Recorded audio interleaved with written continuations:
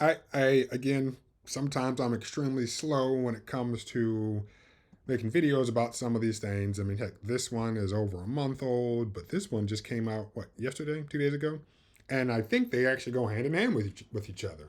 So to start, 5G was definitely something that these carriers were pushing. Hey, 5G this, 5G this. In fact, I think the only time I was offended, I was with my grandfather. I want to say this was sometime earlier this summer.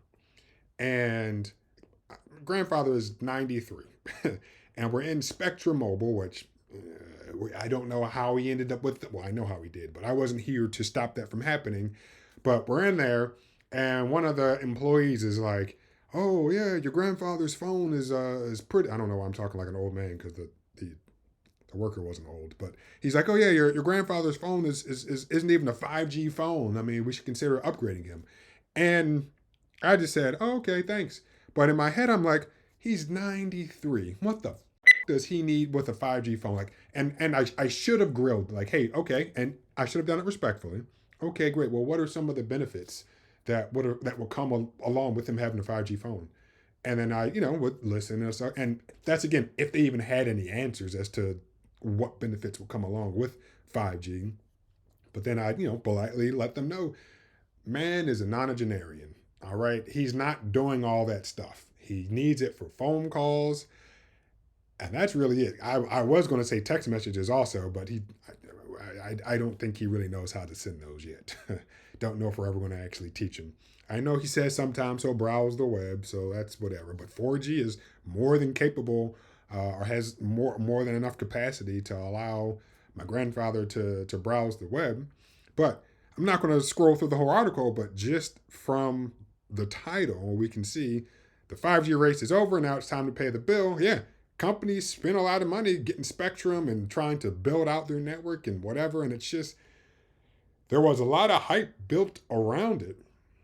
And what did it actually amount to? And I know personally, and maybe it's different for you, but personally, 5G hasn't changed my life. Now, the little subtitle here says networks spent years telling us that 5G would change everything, but the flashiest use cases are nowhere to be found, and the race to deploy the tech was costly in more way than one. So yeah, if I remember, I'll include the article down in the description. But essentially, yeah, they sold us this new technology, which then of course encouraged some people, probably a decent amount of people, to upgrade their phones, especially when the iPhone 12, I believe it was, got 5G, and they brought on the CEO of Verizon to talk about how that 5G was now real because the iPhone had it, and it was terrible. And I'll say this: current employer, but at a different location, dude that was in charge of everything said that he wanted a 5G tower bought to our particular campus. And I wanted to understand why. And, we didn't respectfully, of course, we had a little dialogue. I even included one of my other friends. I did a lot of stuff to show that one, putting an actual tower here physically on the grounds won't make a lick of difference.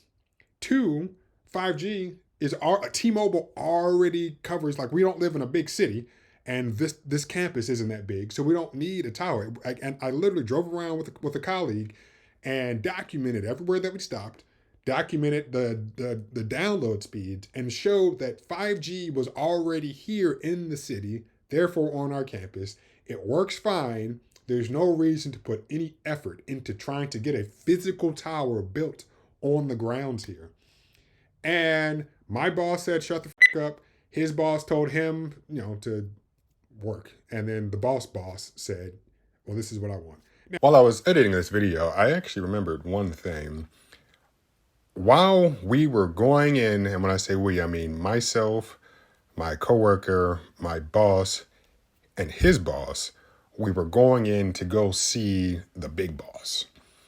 And my direct supervisor was listening to myself and my colleague talk about 5G and how, I thought it was, not something we needed to spend too much effort on. And again, my immediate supervisor is like, oh, well, I have 5G.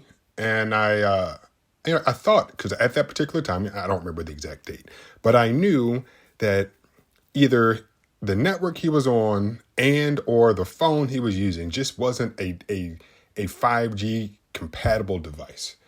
And I started asking him some questions, and I'm like, well, sir, what exactly did it say up there? And I believe he was able to show me right then at that time.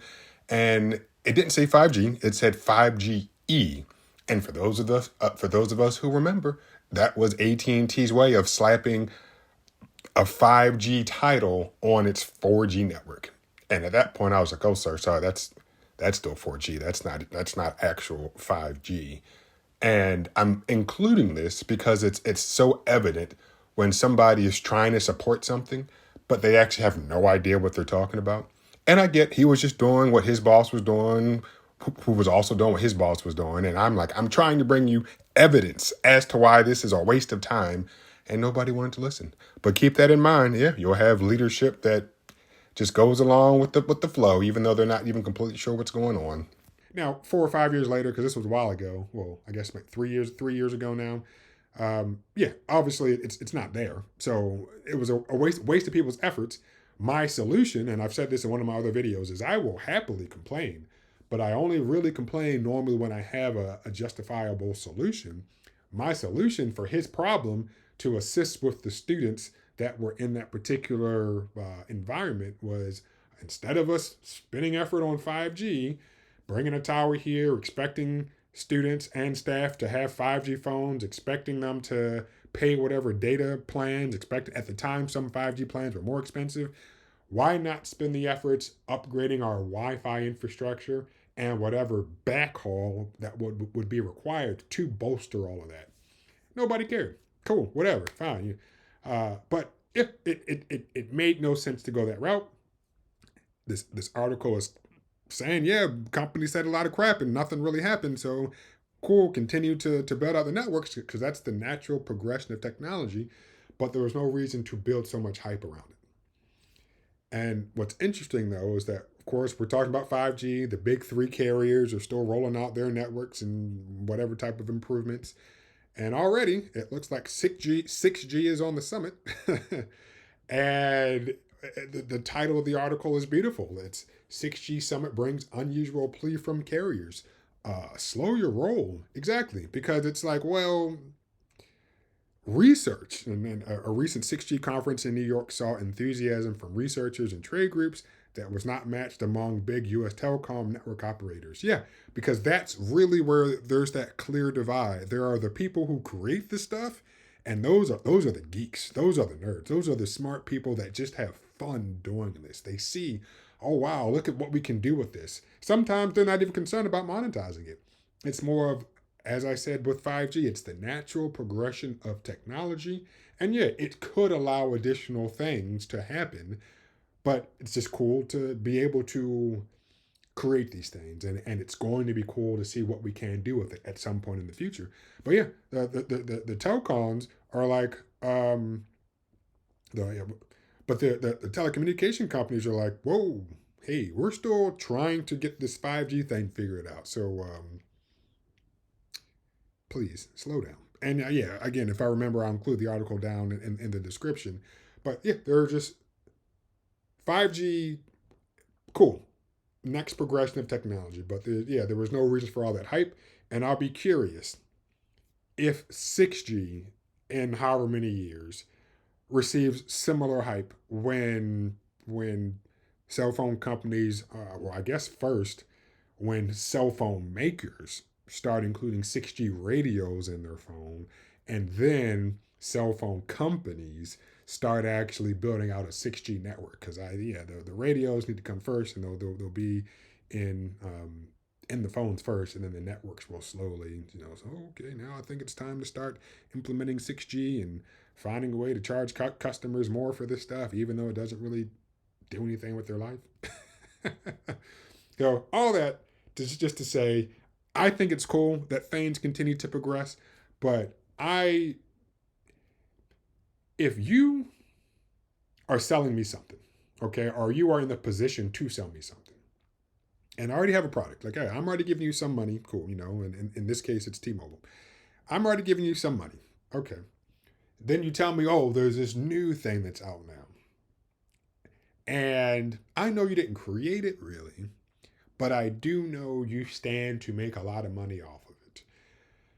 I'm really less likely to believe anything that you have to say because you are driven by money. Like, yeah, you are finding ways to capitalize on some people's ignorance, or in other people's cases, it's not ignorance, it's excitement. It's, oh, the new thing is out, so let's go ahead and adopt it, or buy the new phone, or in the case when I was in the Spectrum store, oh, your grandfather doesn't have a 5G phone, maybe we should get him one. It's, no, get out of my face, man.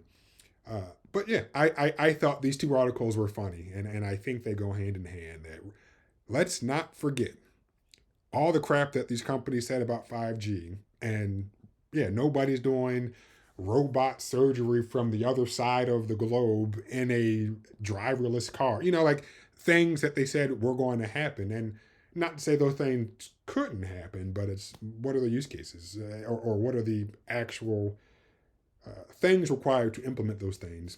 And in the article, it talks about having a dedicated 5G network, which apparently only T-Mobile has right now. But um, but yeah, just remember 5G, cool. 6G, I can also imagine is going to be cool.